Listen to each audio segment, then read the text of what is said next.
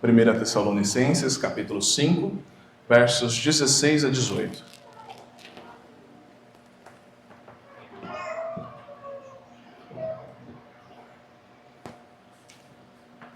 Assim diz a palavra do nosso Deus. Regozijai-vos sempre, orai sem cessar. Em tudo dai graças, porque esta é a vontade de Deus em Cristo Jesus para convosco. Até aqui a leitura da palavra do nosso Deus, vamos orar. Senhor nosso Deus, ó Pai, nós clamamos a Ti, que o Senhor nos dê o discernimento da Tua palavra, que o Senhor fale aos nossos corações esta noite e nos revele aquilo que a Tua palavra quer dizer. Ó Deus, aplique estas palavras aos nossos corações. Ó Deus, que nesta noite não tenhamos a palavra de Deus como referência para outra pessoa, mas para os nossos corações. Ó Deus, que consigamos sair daqui plenos, ó Deus, com esta palavra. Tire de nós todo o pensamento de lá de fora, do trabalho, das coisas que precisamos fazer. Ó Deus, para que nos dediquemos a entender aquilo que o Senhor quer falar aos nossos corações. Oramos assim, em nome de Jesus. Amém. Meus irmãos, existia um pastor, um puritano chamado Matthew Henry. Ele já idoso, ele acabou sendo assaltado ao voltar para casa numa noite, enquanto caminhava de volta para casa.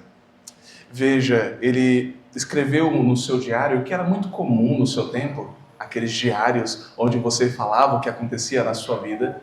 Ele escreveu o que tinha acontecido naquela noite. Então ele disse: eu fui assaltado nesta noite, noite X, da seguinte forma. E ele disse algumas coisas surpreendentes que podem falar muito aos nossos corações depois dele ter sido assaltado. A primeira, ele disse assim: Senhor, eu quero agradecer por 4 coisas. Primeiro, porque eu nunca fui assaltado antes. Esta foi a primeira vez que eu fui assaltado. Então, obrigado, Senhor. Eu quero agradecer por uma segunda coisa, Senhor. Porque, embora tenham levado a minha bolsa, eles não levaram a minha vida.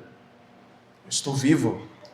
Eu quero agradecer por um terceiro fator. Porque, embora tenham levado tudo que eu tinha, eu não tinha muita coisa. E quarto, porque eu era aquele quem fui roubado. Roubaram a mim. E eu não era o ladrão que estava roubando outra pessoa. Então eu quero agradecer ao Senhor também por isso. A maioria das pessoas, ao serem colocadas em uma situação tão dinâmica e tão extrema, seria muito fácil ficar chateado com a vida. Maldizer o nome do Senhor até. Maldizer aquele rapaz, dizer com tristeza: porque tudo acontece comigo, porque eu estou sendo assaltado, porque eu, tantas pessoas. É muito fácil você vir e reclamar e ter tristeza em situações como esta, mas Matthew Henry, aquele pastor puritano, respondeu com alegria, com oração e com gratidão àquilo que o Senhor fez. E não porque o mal fosse bom, mas porque Deus continuava sendo bom, mesmo diante do mal. É isso que o texto diante de nós revela como a vontade de Deus para a igreja. Aqui nós temos as breves ordens de Paulo, que poderiam ser construídas em um único versículo. Mas Estéfano, que dividiu a Bíblia em capítulos e versículos em 1551 d.C., ele decidiu colocar estas ordens de importância individual. Então você vai ver em cada versículo uma ordem diferente. E Paulo esteve discutindo antes os relacionamentos sociais na igreja, e agora ele se concentra nas responsabilidades espirituais dos crentes. Como que os santos devem se comportar de maneira espiritual. E aqui ele vai privilegiar 3 coisas: a alegria, a oração e a gratidão, ou ações de graças. Estas representam um tipo de vida que agrada a Deus e cumpre a sua vontade em nossas vidas. E o tema da mensagem de hoje é conselhos para uma vida feliz. Conselhos para uma vida feliz. Quem não quer ter uma vida feliz? Hoje você vai ter alguns conselhos para isso. Em primeiro lugar, conselhos para uma vida feliz. Sejam sempre alegres. Primeiro conselho, sejam sempre alegres. Versículo 16 diz: regozijai-vos sempre. Aqui é um verbo no imperativo. Regozijai-vos sempre. E é interessante que isso aqui é uma ordem, não é uma sugestão. Vocês devem se regozijar.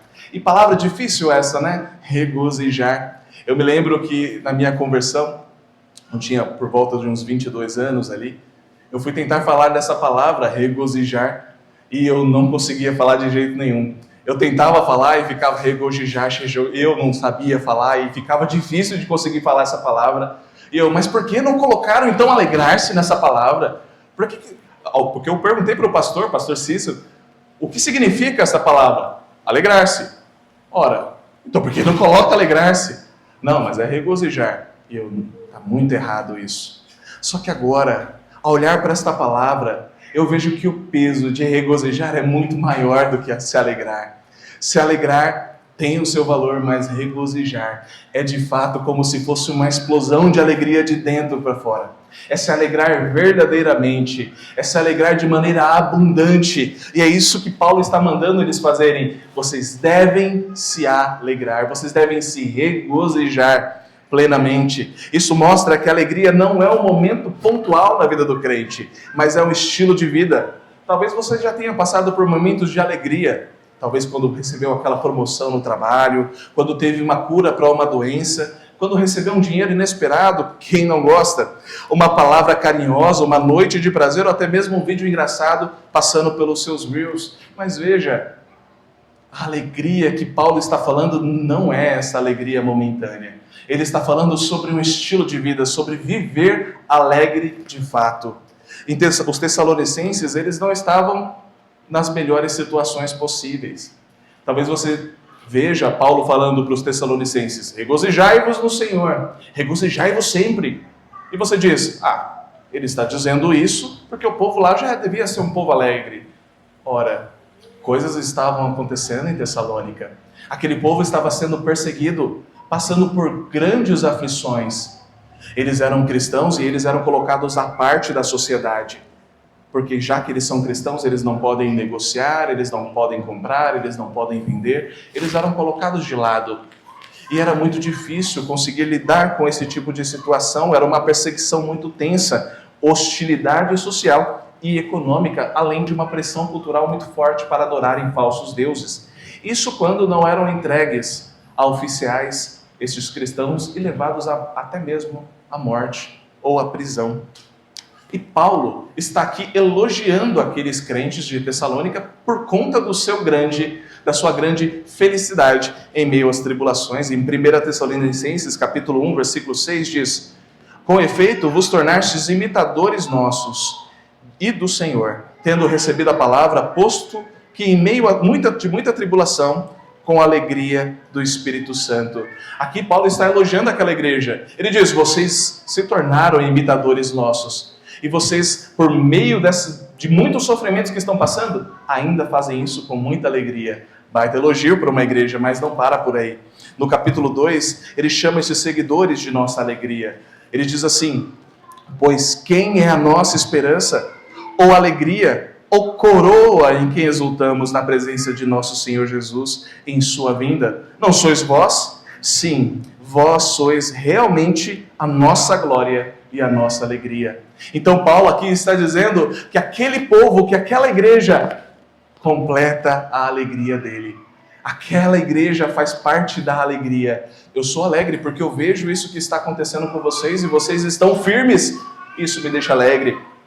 Imagina receber um elogio desses, uma igreja receber um baita elogio desses de Paulo. Porque a alegria na Bíblia não está relacionada à vida fácil, mas a vida prazerosa é ter alegria mesmo ao passar por várias tribulações. Tiago, capítulo 1, versículo 2 diz, meus irmãos, tende motivo de toda alegria ao passardes por várias provações. Não uma, não duas, mas várias provações. O que Paulo está dizendo, aqui Tiago diz, é que nós devemos ficar alegres mesmo passando por várias provações.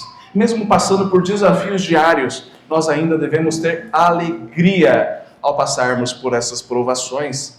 A alegria não vem da nossa compreensão do que está acontecendo, mas na certeza do que diz em Romanos 8, 28. Sabemos que todas as coisas cooperam para o bem daqueles que amam a Deus, daqueles que são chamados segundo o seu propósito. Você percebe que aqui a alegria não é algo que depende das circunstâncias. Então, olha, você vai se tornar cristão e a partir de agora todas as coisas vão ser muito bênçãos na sua vida. A partir de agora tudo vai dar certo. Não vai ter problema, você não vai brigar com ninguém na igreja, você não vai brigar mais com ninguém. A partir de agora, tudo que você pensar vai dar certo. Se você quiser comprar um carro, eis o carro. É assim. Não. Quem te vende isso, te vende um evangelho falso. Te fala sobre algo que não é real. A vida cristã talvez seja mais dura do que a vida fora do cristianismo. Porque agora nós lutamos também para sermos santos diante deste Deus que é tão santo. A vida cristã não é uma vida que, você olhar para o seu lado, você não vai encontrar pessoas que vivem 100% em santidade, porque esse é só Jesus. Mas você vai encontrar pessoas que entenderam que são pecadores e que estão lutando agora contra o pecado, que não querem mais viver de maneira indigna do evangelho que nos foi confiado. A alegria é fruto do Espírito. A alegria é um ato de fé na soberania de Deus. A alegria é consequência do estado de justificação. A alegria flui da nossa união com Cristo. Cristo é o fundamento da alegria do cristão, porque Ele mesmo enfrentou a cruz pela alegria que lhe estava proposta. Em Cristo, a igreja encontra a garantia de que o sofrimento presente não é definitivo. A alegria é participação da vitória de Cristo pelo pecado. O crente é alegre, não porque as coisas vão bem, mas porque ele já sabe o final da história. Ora, eu gosto muito de assistir filmes. Eu gosto de filmes, séries e tantas outras coisas assim.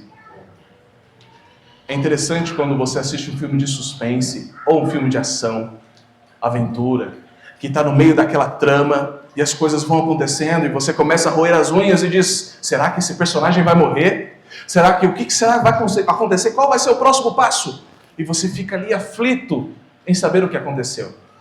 Mas do seu lado tem uma pessoa que já assistiu o filme e ele sabe que aquela pessoa não morreu no final. E que todo aquele trama que ele está passando, no final vai se resolver e a pessoa vai ficar bem. Aquela pessoa não está roendo as unhas. Aquela pessoa está olhando para você, eu sei que não vai morrer. Mas ela não quer te falar, porque ela não quer dar spoilers. Mas veja, esse é o lado bom de ser cristão. A nossa missão é dar spoiler por aí. A nossa missão é sair pelo mundo e dizer, olha, eu sei o final da história. Eu sei o que vai acontecer. E o que vai acontecer é que em Cristo nós somos mais do que vencedores. E o que vai acontecer é que se você crê que nosso Senhor Jesus Cristo é o seu Senhor e Salvador, as coisas vão mudar completamente em suas vidas. Meus irmãos, que grande vitória é nós cremos no nosso Senhor e Salvador Jesus Cristo. É por isso que a gente sai dando spoiler por aí, tem que fazer mesmo. Anunciando, e o cristão já sabe, no final da história, Cristo vence. Aliás, Cristo já venceu. E com Cristo somos mais do que vencedores. Essa alegria é um fruto do Espírito. A aplicação não é sinta-se alegre, mas permaneça alegre, unido em Cristo, pela fé e pelos meios de graça. Isso vai alegrar o seu coração. O reverendo Ronaldo Lidório, certa feita, contou uma história em uma aula que ele deu para nós no seminário presbiteriano de Brasília, quando lá estava. E nesta aula, o reverendo Ronaldo Lidório, ele é um missionário. Ele passou muito tempo em tribos indígenas e também muito tempo no Oriente Médio, fazendo missões por lá. Então ele contou uma história de um país do Oriente Médio, mas ele não falou o nome do país por questões de segurança. E ele disse que ao chegar lá, naquele país, ele viu uma vila que lá tinha uma igreja escondida na casa de alguém. Era um cômodo e lá funcionava uma igreja. Ao chegar lá, tinha por volta de 14 pessoas, e lá eles cultuavam ao Senhor, e ele foi pregar lá com um intérprete, o verdadeiro dom de línguas, não é? Então ele foi pregar naquele lugar, e teve uma pessoa que ficou traduzindo a mensagem que ele estava pregando. Algo interessante aconteceu que chamou a atenção do reverendo Ronaldo Lidório. Ele começou a perceber no meio daquelas 14 pessoas, uma pessoa, sabe aquela pessoa muito empolgada? Aquela pessoa que chega e você fala, essa pessoa chegou, não tem como não notar. Era um senhor de por volta de 60 e tantos anos, E ele estava muito empolgado. Na hora do louvor ele levantava os braços e ele louvava ao Senhor. E na hora da oração ele orava mesmo. E na hora da palavra ele não apenas ficava ali quase como quem estivesse dormindo, mas ele estava de maneira ativa, como se quem estivesse se deliciando na palavra que estava sendo pregada. Então ele ficou curioso. Quem é este Senhor? E por que esse Senhor é tão alegre? E disseram, este Senhor tinha uma família. Ele tinha um filho, uma nora, e tinham também 2 netos. E algo aconteceu. Aquele senhor perdeu o filho porque descobriram que o filho era cristão. Então mataram o filho, mataram a nora, mataram os 2 netos. Mas não mataram o senhor porque ele era idoso. Por isso, deixaram que ele vivesse. Você percebe que mesmo com tudo isso, aquele senhor ainda estava alegre. Foi essa indagação que o Ronaldo Lidório fez para aquele senhor. E ele disse, eu estou alegre porque eu vou revê-los em breve. Eu estou alegre porque um dia eu hei de encontrá-los. E é essa alegria no que vem do Senhor. Não é alegria nas coisas terrenas, porque meus irmãos, vocês sabem, vocês veem noticiários, vocês veem as redes sociais. Hora após hora, minuto após minuto, alguém morre. Das mais diversas formas possíveis. Nós não somos eternos. Somente Deus é eterno. Entende isso? Deus nos dá uma nova vida por meio de Cristo e agora podemos viver da eternidade em Deus. Mas é fato que um dia morreremos ou então iremos para a glória. Mas não dá para viver essa vida como se o amanhã não houvesse. Não dá para viver essa vida ignorando o que o Senhor tem nos falado. Então, meus irmãos, entendam que esta mensagem é para você hoje, essa mensagem é urgente. Amanhã pode não dar tempo de entender esta mensagem, é por isso que nós devemos permanecer alegres. Existe um cântico que eu me lembro, eu gosto muito, chamado Eu não olho as circunstâncias, olho o seu amor. Não me guio por vistas, alegre estou. Então, conselhos para uma vida feliz. Em primeiro lugar, sejam sempre alegres.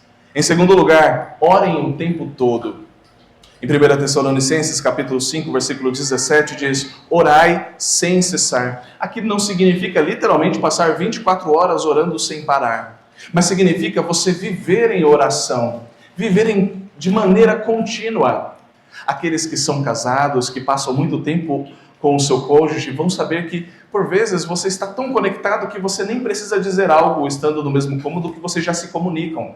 Mais do que isso, é gostoso você conversar durante o dia sobre vários assuntos, estando um próximo do outro. Mas não necessariamente você está um de frente para o outro conversando o tempo todo. Mais um fazendo uma coisa, outro fazendo outra, e ali vão conversando durante o dia inteirinho, sabendo que um está na presença do outro. É um relacionamento assim e mais profundo do que esse que devemos ter com o Senhor. É lembrar que Ele está em todos os momentos da sua vida, enquanto você está dirigindo, enquanto você está lavando uma louça, enquanto você está brigando com o seu cônjuge, enquanto você está brigando com seus filhos, enquanto você está brigando no trânsito, enquanto você está enganando, Deus está presente em todos os momentos. Nós não podemos esquecer disso.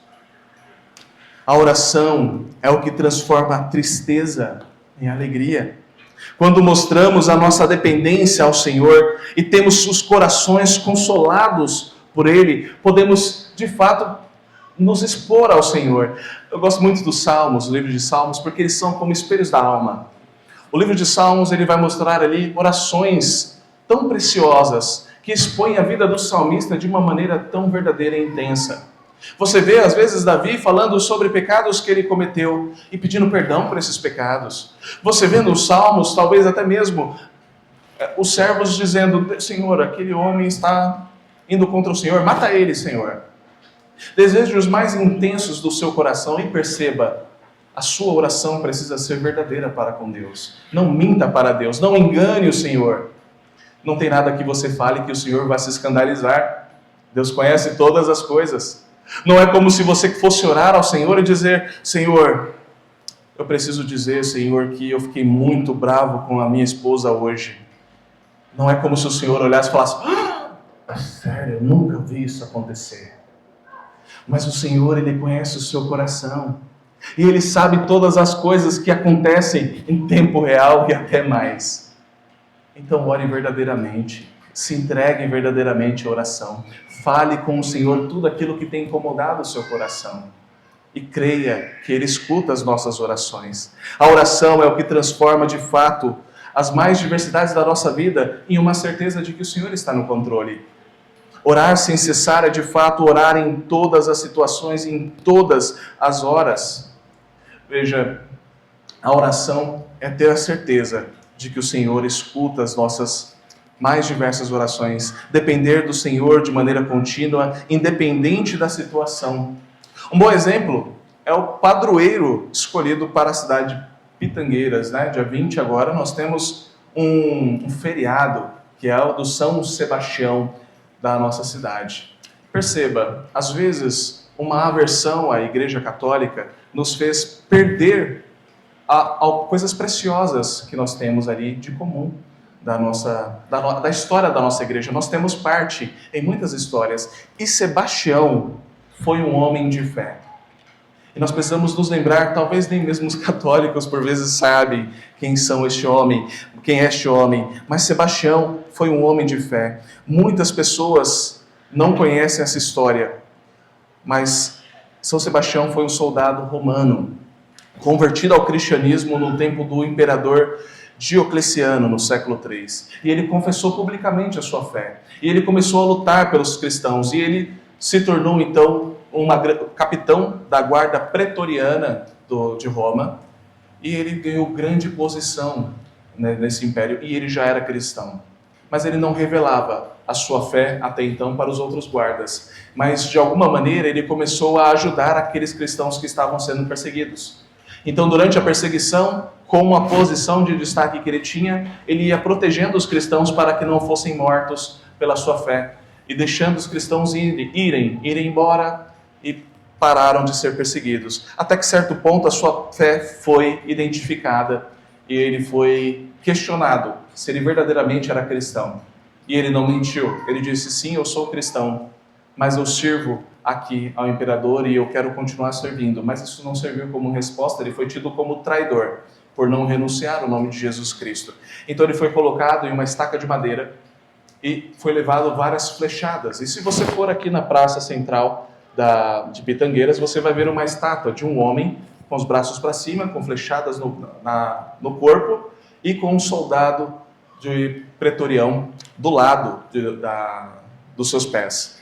Então veja, este homem lutou pelo Evangelho, mas ele não morreu com as flechadas e conseguiu fugir.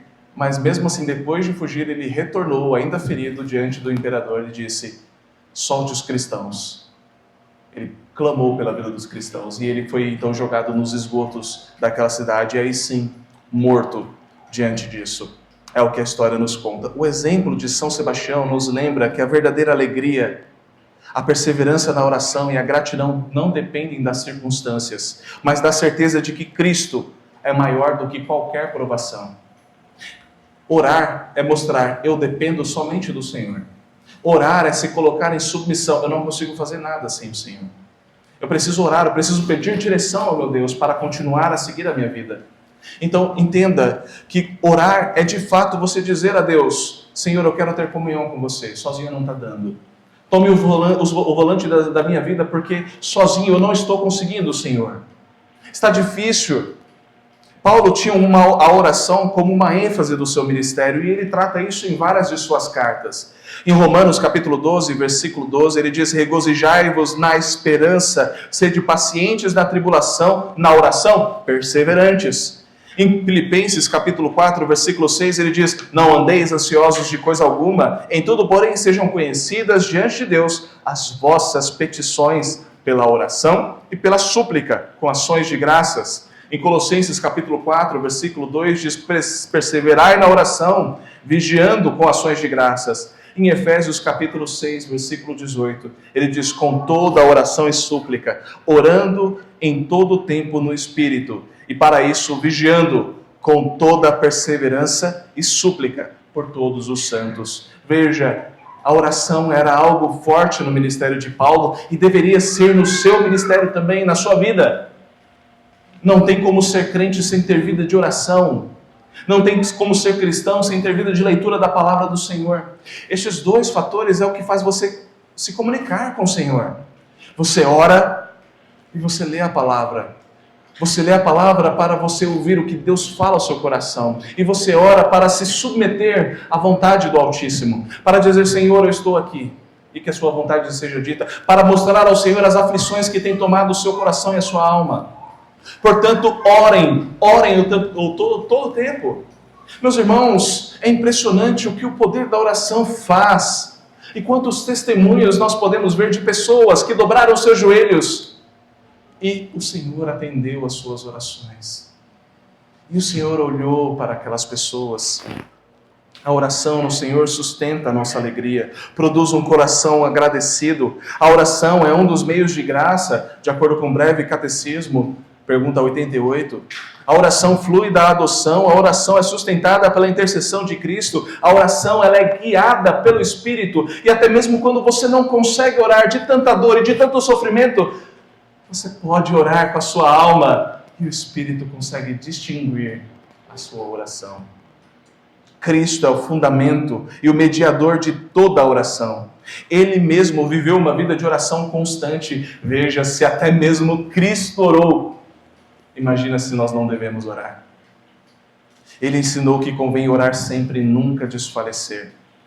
Mais do que exemplo, Cristo é o nosso sumo sacerdote vivo, que garante que cada súplica seja ouvida pelo Pai. Toda oração é aceita por Deus e passa por Cristo. Ele é o sumo sacerdote que intercede continuamente por nós. Ele garantiu pelo seu sangue livre acesso ao Pai. É por meio da oração que nós conversamos com o nosso Deus. Em tempo de cansaço, meus irmãos, orem. Em tempos de luta, orem. Em tempos de alegria, orem. Se a alegria nos chama a viver com o coração firmado em Deus, a oração então nos chama a viver de joelhos, sustentados não pelas obras, mas pela graça do nosso Deus. Não se trata então de uma carga, mas de um privilégio. Você não precisa de alguém para orar por você. Você pode falar com o Senhor e Ele escuta a sua oração. Já parou para pensar nisso? Por vezes você manda mensagem para alguma pessoa e essa pessoa não responde a sua mensagem. Por vezes você fala com pessoas aqui na terra e essa pessoa te ignora. Mas saiba que quando você fala com o Rei do Universo, o Criador de todas as coisas, Ele te escuta e te responde. Ele de fato é o nosso melhor amigo. A nossa confiança só pode estar nele. O Senhor nos chama a orar sem cessar e o mesmo Senhor que nos chama a cessar sem orar é o mesmo que prometeu ouvir sem cessar. Despertem, portanto, para uma vida marcada pela dependência. A oração que vocês fazem hoje na fraqueza sobe ao céu com força porque Cristo leva ao Pai. E uma igreja que ora sem cessar é uma igreja que avança com coragem, vive com esperança e permanece de pé até a vinda do Senhor. Meus irmãos, nós vamos fazer essa igreja crescer não é com a nossa força ou com o nosso braço, e nós trabalhamos muito. Nessa semana nós pegamos no pesado aqui da igreja, não é? Limpamos, pintamos a igreja para que estivesse pronta, fizemos instalações elétricas e tantas outras coisas aconteceram aqui nesta igreja de Pitangueiras. Mas não é na força do braço que essa igreja vai crescer, mas de joelhos dobrados, porque é o Senhor que faz a obra. Não interessa a obra que nós fizermos aqui com as nossas mãos, se o Senhor não estiver conosco, em vão é o nosso trabalho. Então é de oração que nós precisamos, meus irmãos. Orem o tempo todo, orem por este corpo, orem por aqueles que estão chegando, orem pela conversão daqueles que ainda não conhecem Jesus. Orem pela sua família, lutem pela sua família. Por vezes, meus irmãos, eu vejo famílias sendo destruídas, lares sendo desfeitos, casamentos destruídos. E as pessoas dizem, eu tentei de tudo. Mentira! Não tentou de tudo. Você não dobrou os seus joelhos, você não orou, você não leu a palavra, você não ficou junto com a sua família em oração, você não foi um marido leal, você não foi um sacerdote do lar, você não foi uma mulher submissa. Então você não tentou de tudo. Portanto, meus irmãos, o que a palavra nos chama a fazer aqui é ter uma vida de dependência ao nosso Deus. Lute pela sua família, lute de joelhos pela sua vida, pela sua família, pelos teus filhos, pela tua esposa, pelo teu esposo. Lute verdadeiramente, batalhe em oração. É o que o Senhor tem nos chamado. Batalhe pela sua própria vida também. Por vezes o desânimo bate a porta. A tristeza bate a porta. Lembre-se, ore ao Senhor. É Ele quem dará forças a você e não o seu próprio braço. Conselhos para uma vida feliz. Sejam sempre alegres. Orem o tempo todo. Em terceiro e último lugar, agradeçam em toda situação. É o que diz o versículo 18. Em tudo dai graças, porque esta é a vontade de Deus em Cristo Jesus para convosco.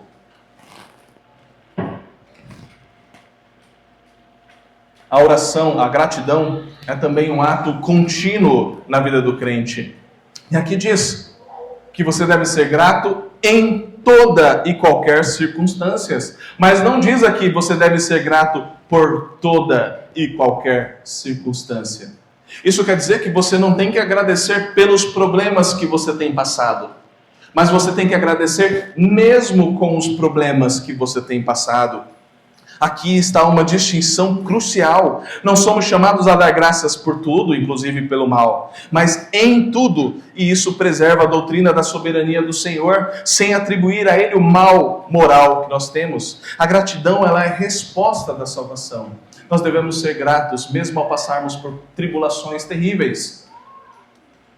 Ontem, eu fiz uma postagem no grupo da igreja, e nesta postagem eu disse que um seminarista Francisco, que estava vindo aqui para Pitangueiras e também para Jaboticabal, ele pregaria em Jaboticabal pela manhã e pregaria aqui em Pitangueiras hoje à noite no meu lugar. No meio do caminho aconteceu, naquela altura de Leme, na cidade de Leme, o carro dele acabou batendo em uma capivara. Diz ele que a capivara era do tamanho de um boi. Eu acho que era menor. Então, disse que bateu nessa capivara, mas estourou a frente do carro do seminarista Francisco. E o pior, o carro não era dele, era emprestado. Ele pegou emprestado com outro seminarista. E ele acabou parando naquela cidade, o carro não funcionou, o radiador estourou. Então eu pedi oração para que nós conseguíssemos clamar em relação a isso. E ele encostou o carro dele no estacionamento de caminhoneiros, através de um guincho que levou. E ele passou a noite ali com a sua família. Ele dormiu no carro, para não precisar pagar o hotel. No outro dia pela manhã eu consegui entrar em contato com o reverendo Ricardo, da cidade de Leme. E o reverendo Ricardo foi ao encontro do Francisco, levou para casa, cuidou dele, deu comida, né, tomou banho, tudo certinho. E tentou achar um mecânico, não conseguiu. E o seminarista Francisco teve que ficar lá até mais tarde. E eles então fizeram um churrasco. Eu comecei a ver as fotinhas, eu falei, tá ficando bom isso, né? Era para fazer churrasco comigo, tá fazendo lá, né?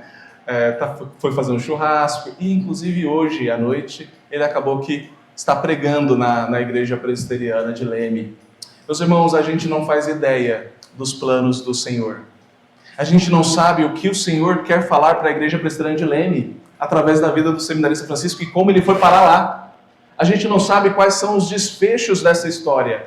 A gente não sabe o porquê que essas coisas aconteceram. Por que aquela capivara, do tamanho de um boi, foi aparecer na frente daquele carro. Mas a grande verdade é que nós podemos confiar que mesmo tudo isso tendo acontecido, o nosso Deus ainda está lá e está cuidando de todas as coisas. Mesmo naquela situação que é ruim, o Senhor está lá e Ele pode agradecer pela situação. Veja, agradecer mesmo estando naquela situação. Ele não vai agradecer dizendo, Deus, obrigado porque o Senhor quebrou o carro do meu amigo. Mas ele vai agradecer, Senhor, obrigado. E talvez seguindo o exemplo do puritano Matthew Henry, Senhor, obrigado, porque mesmo tendo batido, a minha família está bem. Senhor, obrigado, porque mesmo tendo batido o carro, o Senhor me deu condições financeiras de trabalhar e conseguir talvez pagar esse carro. Senhor, obrigado, porque mesmo tendo batido o carro, o Senhor trouxe amigos que vieram ao meu socorro. Senhor, obrigado, porque mesmo tendo acontecido tudo isso, eu vou poder pregar nesta igreja e trazer a palavra. Senhor, obrigado por tudo isso que o Senhor tem feito. E é isso que nós temos que ter, meus irmãos, gratidão mesmo em situações ruins que acontecem em nossas vidas. A vida cristã é vivida em gratidão. A gratidão é sustentada pela providência. A gratidão é capacitada pelo Espírito. A gratidão é vivida à luz da vinda do Senhor. E Paulo acrescenta, porque esta é a vontade de Deus em Cristo Jesus para convosco. E aqui está o fundamento da gratidão cristã.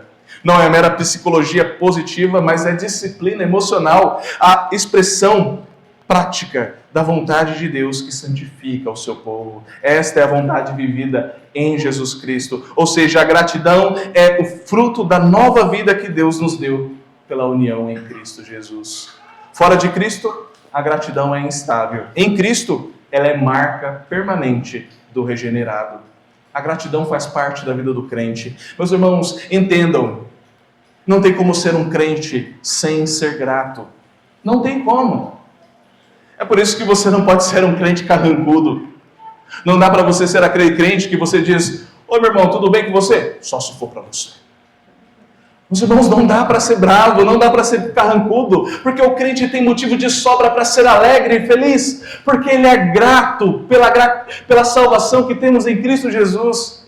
Veja, se você estava morto em seus delitos e pecados, e Cristo te resgatou daquele lamaçal do pecado, e te deu vida, e vida em abundância, o que mais você quer?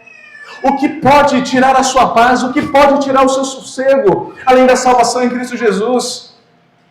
Entenda que, por mais que você esteja passando por problemas aqui, talvez financeiros, de ordem familiar, ou o que for de enfermidade, são problemas que são pontuais e que vão passar. Eles vão passar. Mas a palavra do Senhor nos diz que lá no céu, Ele enxugará dos nossos olhos toda lágrima. Toda lágrima, irmãos. E nós teremos então a vida eterna com Cristo Jesus. Meus irmãos, pensem na maior alegria que vocês já tiveram nessa vida. Nem se compara àquilo que há de vir. Então o crente, ele vive alegre, vive feliz e vive grato. Não porque as coisas vão bem, mas porque ele já entendeu a mensagem do Evangelho. Porque ele já entendeu aquilo que Cristo fez por ele. Cristo é a razão da nossa gratidão. Foi Ele quem viveu perfeitamente submisso à vontade do Pai. E mesmo em sofrimento, Ele agradeceu antes de alimentar aquelas multidões. Antes de entregar o cálice da nova aliança. E até mesmo antes da ressurreição de Lázaro. Cristo agradeceu antes da ressurreição de Lázaro. Vocês lembram disso? Jesus disse: obrigado, Senhor, pela ressurreição de Lázaro. Antes da ressurreição. Porque a nossa gratidão não é mediante as circunstâncias, ao que Deus faz, mas é o que Deus já fez por nós. O cristão vive uma vida de gratidão. Por vezes as pessoas dizem: o presbiteriano é fácil, porque eles dizem que já tem a salvação e a salvação não se perde. Então a gente pode fazer o que quiser, já que eu não vou perder a minha salvação. Só que não é assim. Nós cremos que é verdade, a salvação nós não perdemos. Mas o fruto desta salvação, o fruto, é a gratidão. É aquilo que nós fazemos. As nossas obras vêm como frutos desta gratidão. Vêm como um coração agradecidos pela salvação que nós temos em Cristo Jesus. É assim que o crente deve viver, é assim que o crente deve andar em gratidão ao nome do nosso Deus. Cristo é a razão da nossa gratidão. Cristo é o motivo da nossa alegria. Foi Ele quem viveu perfeitamente submisso à vontade do Pai. Mesmo em sofrimento, Ele de fato viveu todas as coisas de maneira perfeita. Irmãos, vocês não são chamados para agradecer apenas quando tudo vai bem, mas porque Ele nos mudou e a nossa gratidão é a linguagem da nova criação. A gratidão não nega a dor. A gratidão ela não nega a dor, mas ela declara que a dor não tem a última palavra. A alegria não nega a tristeza, mas ela declara que a tristeza não tem a última palavra. O crente pode ficar triste, mas ele se lembra: eu tenho motivo de sobra para estar alegre. Porque a nossa alegria é modo de viver. Nós vivemos alegres. Agradecemos porque Deus é soberano, Cristo é suficiente, o Espírito consola cada passo, cada respiração, cada livramento, cada provisão, cada dia de luta, cada noite de lágrimas, cada manhã de esperança, tudo se torna ocasião para reconhecer a bondosa mão do Senhor. Lembre-se de agradecer ao Senhor nas coisas mais ordinárias da vida. Você acordou hoje, não foi? Por vezes a gente foca naquilo que é ruim. Então talvez você fique irritado quando o seu filho começa a te dar muito trabalho. Mas olha para ele está ali. Ele está vivo. Ele tem saúde. Ele está ali. Talvez você fique triste quando alguma coisa está acontecendo. Minha vida financeira não está boa. Mas você tem uma vida financeira. Mas você tem trabalho. Então saiba agradecer sobre cada coisa. Você tem saúde, você está aqui. Você pode ouvir da palavra de Deus, ninguém te proíbe de ouvir da palavra do Senhor. Aqui não é um país que é perseguido fisicamente os cristãos, talvez ideologicamente. Então nós precisamos ser gratos em cada detalhe de nossas vidas. Nós somos mais do que vitoriosos em Cristo Jesus.